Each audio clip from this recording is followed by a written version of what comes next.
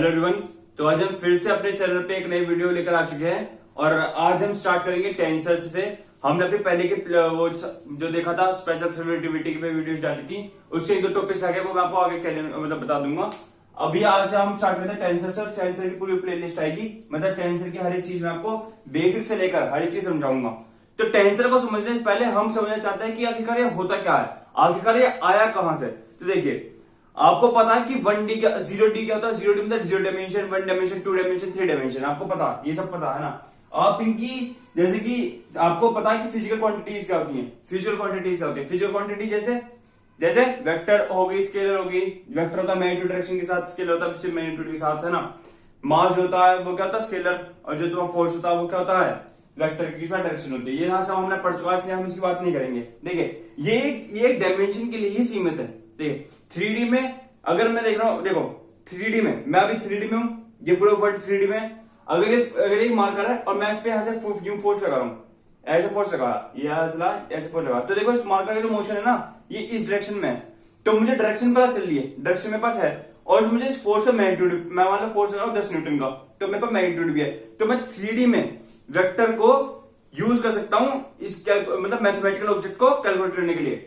Vectors को use करता हूं मैथमेटिकल ऑब्जेक्ट को कैलकुलेशन करने के लिए। देखो अब 3D के तो तक सीमित है, 4D में आके यहाँ पे चेंज होता है। 4D में कैसे चेंज होता है?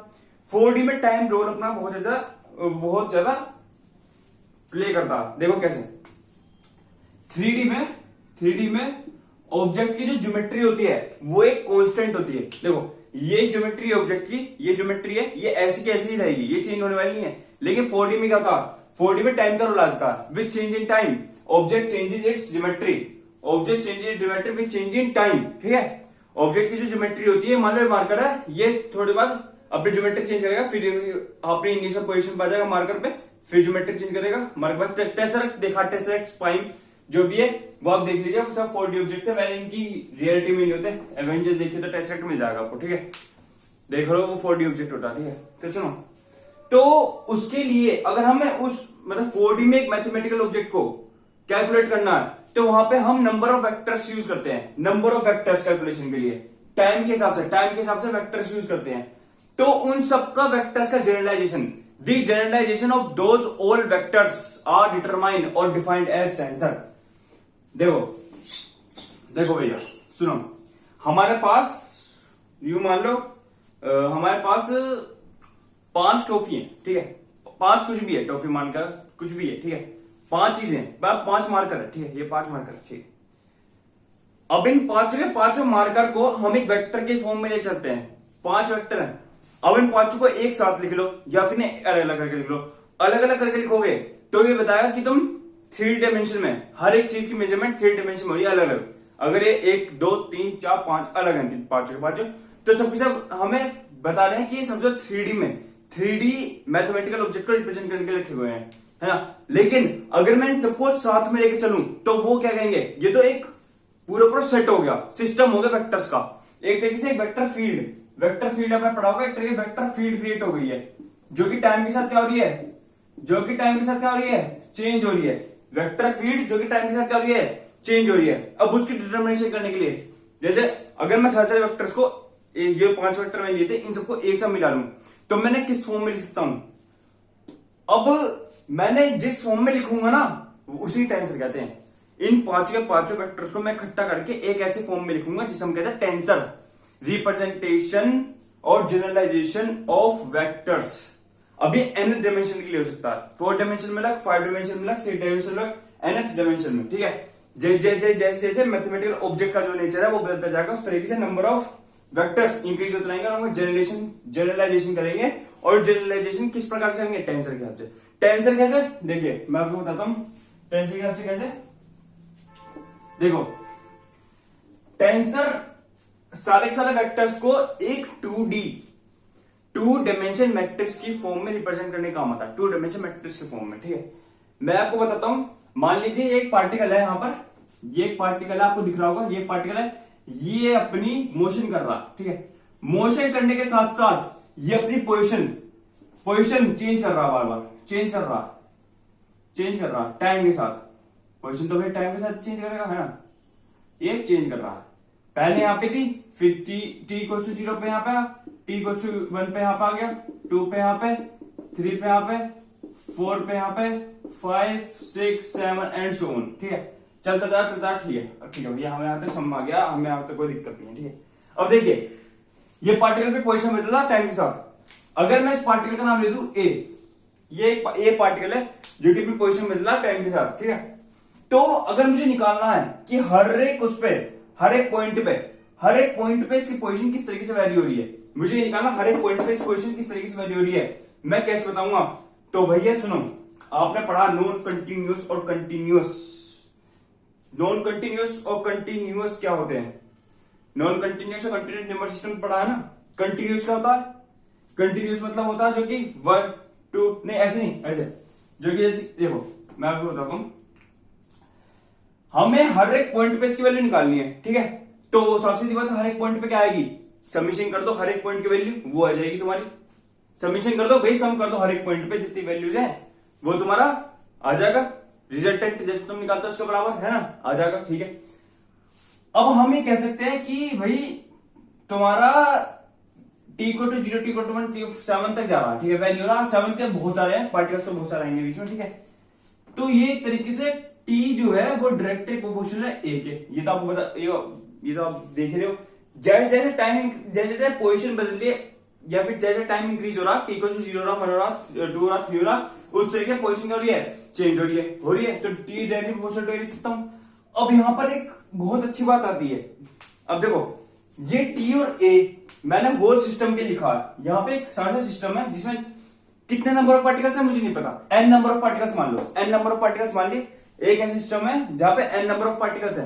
N number of particles n number जो ये पोजीशन है, ये एन हर एक पार्टिकल पे अलग अलग हो रही है पोजीशन, हर एक पार्टिकल यहाँ पे अलग, यहाँ पे अलग, यहाँ पे अलग। तो मान लो एन नंबर ऑफ पोजीशन है पार्टिकल के ऊपर। ठीक है, तो ये मैं किस तरीके से रिप्रेजेंट करूंगा कि एन के लिए किस तरीके की चेंज हो रही है, एन नंबर ऑफ पार्टिकल से किस तरीके की चेंज हो रही है। तो मैं यहां पर आपको कंसेप्ट समझाता हूं, पहले हम कंसेप्ट सीखते हैं। देखो अगर मेरे पास कोई भी चीज है, मान लो ये पोजीशन है, पार्टिकल की पोजीशन है। ठीक है, अगर मैं यहां पे लिखता हूं कोई वेरिएबल लेता हूं, कोई वेरिंग वेरिएबल लेता हूं सुपरस्क्रिप्ट में, सुपरस्क्रिप्ट कहते हैं इसे, ऊपर वाले क्या कहते हैं? पहले आपको समझना जरूरी है, बेसिक से चलेंगे हम। इसे कहते हैं सुपरस्क्रिप्ट, और इसे कहते हैं सबस्क्रिप्ट। इसे एक नाम से कहते हैं अपर इंडिसेस। आप रिलेशन से एक नाम से कहते हैं अपर इंडिसेस, इसे किस नाम से कहते हैं? Lower indices.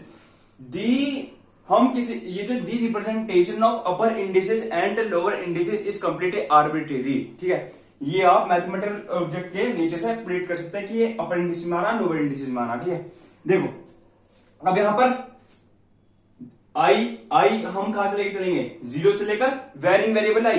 ठीक है, हम एक काम करते हैं, टी आई लेते हैं, T I directly proportional to a I. अब आई की वैल्यू चेंज होंगी, आई की वैल्यू कहां से लेकर कहां तक आएगी? एन नंबर ऑफ पार्टिकल्स कहती, तो I equal to 0 to N number of particles, 1 2 3 4 5 6 7 8 9 10 N number of particles. मतलब 0 पे यहां पे पोजीशन ए की, 0 पे यहां पे A0, A1 पे आगे पोजीशन यहां पे, A2 पे आगे यहां पे, A3 पे आगे यहां पे, and so on carry on चलेगी AN तक। ठीक है, और अगर देखो ये होती है शॉर्ट हैंड नोटेशन, इसे हम कहते हैं शॉर्ट हैंड नोटेशन। इसे हम क्या कहते हैं? Short hand notation. अगर मैं ऐसे इस तरीके से लिख दूं, मतलब ऐसे समीशन की फॉर्म में लिखूं, तो मैं कहूंगा क्या कहूंगा?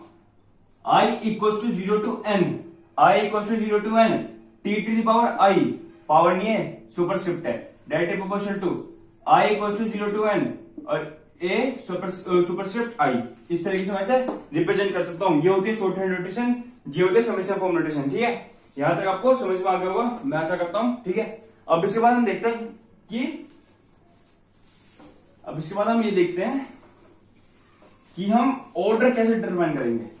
ऑर्डर क्या चीज होती है? देखो सुनो, जैसे कि मैंने आपको बताया, एक होता अपर इंडिसेस, एक होता लोअर इंडिसेस। अपर इंडिसेस को बोल देते हैं हम सुपरस्क्रिप्ट, लोअर इंडिसेस को बोल देते हैं हम सबस्क्रिप्ट। यहां तक तो मुझे लगता है आपको कोई दिक्कत होगी। ठीक है, अब सुनो, ये दोनों क्या होते हैं? वेरिंग होते हैं नेचर में। क्या होता है? दोनों वेरिंग होते हैं नेचर में। ठीक है, अब हम पहले बात करते हैं फर्स्ट ऑर्डर सिस्टम की।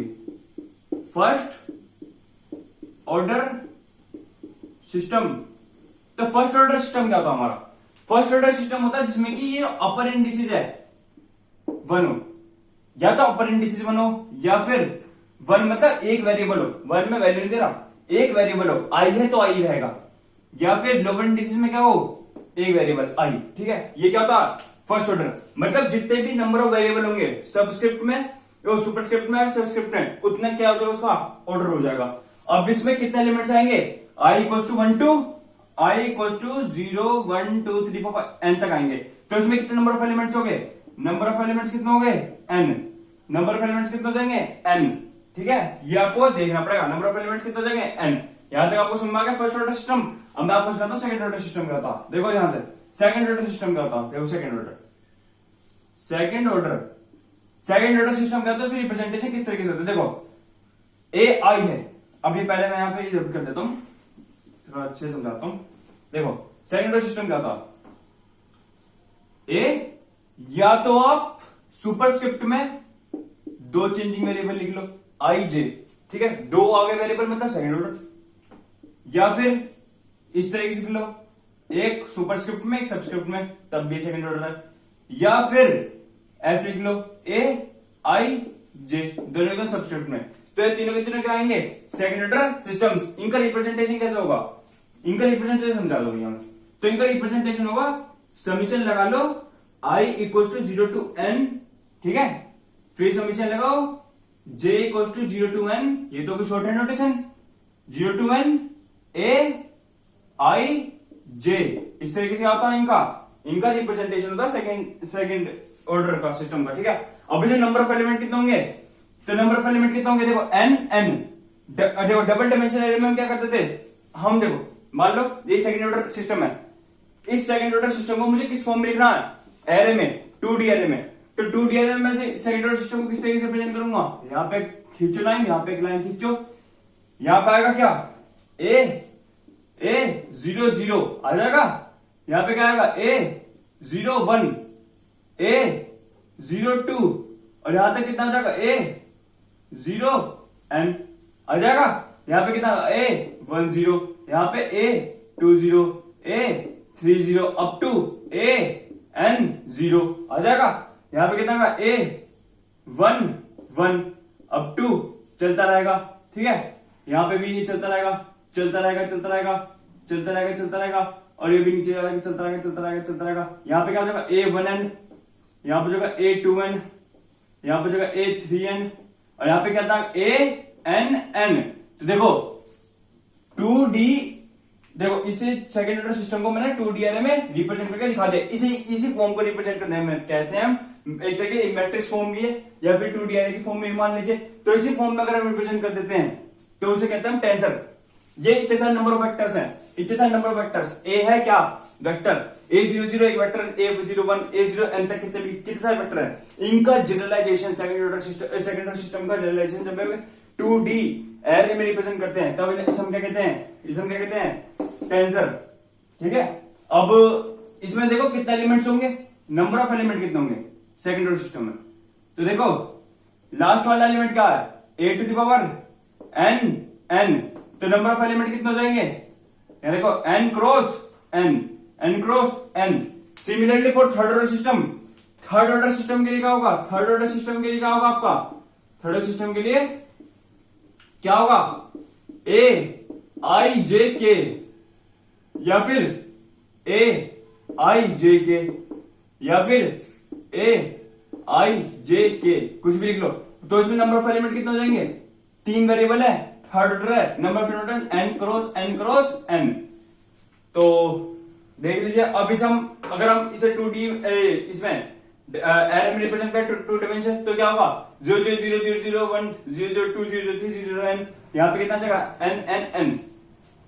तो यहीं तक आज हम रखते हैं, यही हमारा पूरा आज का बेसिक इंट्रोडक्शन था टेंसर का। अगर आपको वीडियो अच्छी लगी और आप इसमें से कुछ अच्छा सीखा हो, क्योंकि बहुत ज्यादा इंटरेस्टिंग टॉपिक है, इसमें सारी वीडियोस लाऊंगा अच्छी से अच्छी, और फिर मैं उनके एक तरह के डेरिवेशन भी लाऊंगा। तो अगर आपको अच्छी लगी हो वीडियो तो प्लीज वीडियो को लाइक करें, शेयर करें, चैनल को सब्सक्राइब करें। Thank you.